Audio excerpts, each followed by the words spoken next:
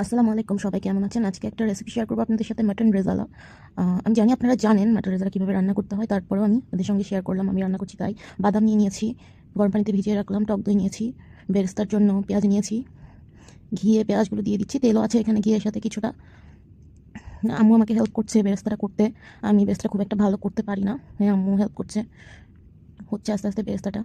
যদিও আমি ননভেজ খাওয়া লাইক করি না, খুব একটা খাইও না, মাঝে মাঝে খেতে হয়, যেহেতু আলহামদুলিল্লাহ মুসলিম ফ্যামিলি থেকে বিলং করি, খেতে হয়। খুবই কম খাই আমি ননভেজ। মাঝখানে তো আমি বহু বছর শুয়েও দেখিনি। ওই বেরেস্তার তেলেই মাংসটা দিয়ে দিচ্ছি, মাটনটা দিয়ে খুব ভালো করে ভেজে নিতে হবে।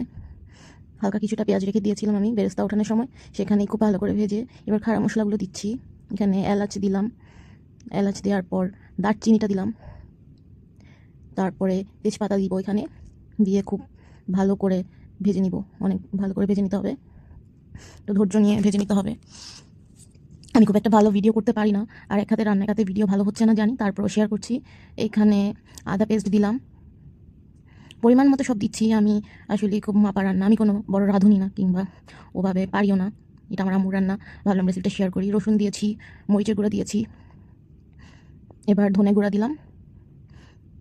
সব কিছুই পরিমাণ মতো আন্দাজ বুঝে দিয়েছি। আম্মু আমাকে হেল্প করেছে, আমি আসলে এখনও অত ভালো আন্দাজ হয়নি আমার রান্নার ক্ষেত্রে। আর ননভেজ খুব কম খাই, তাই ননভেজ রান্নাটাও ভালো পারি না। এবার লবণ দিয়ে দিলাম। এইবার হচ্ছে কষতে হবে খুব ভালো করে, কষার পালা। খুবই ধৈর্য নিয়ে ভালো করে ভাজা ভাজা করতে হবে, খুব সময় নিয়ে কষতে হবে। যত কষবো তত বেশি মজা হবে। প্রায় অনেকক্ষণ কষলাম। এবার আমি বাদাম বাটা দিচ্ছি। ভাজা ভাজা হওয়ার পর, অনেকটা ভাজা ভাজা হওয়ার পর বাদাম বাটা দিয়ে তারপর টক দই দিব।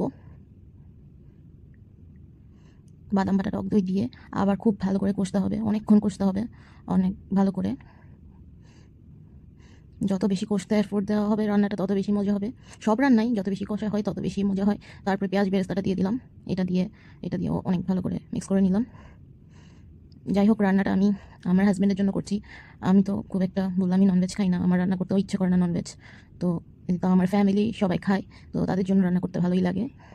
একটু পানি দিয়ে আমি আবার কিছুক্ষণ কষলাম, পানি শুকিয়ে এসেছে ওখানে, তো পানি দিয়ে আমি আরও কিছুক্ষণ কষে নিলাম। এবার এখানে কষা শেষ হলে পরিমাণ মতো পানি দিয়ে দিয়েছি মাংসটা সেদ্ধ হওয়ার জন্য। আমি সুন্দর করে ভিডিও করতে পারি না, তো বললামই, হয়তো ভিডিও কোয়ালিটি ভালো হয় না, এডিট ভালো হয়নি। প্রায় অনেকটা হয়ে এসেছে। আমি কাঁচামরিচের ক্লিপটা নিতে পারিনি, অ্যান্ড মিল্ক পাউডার দেওয়ার ক্লিপটাও নিতে পারিনি।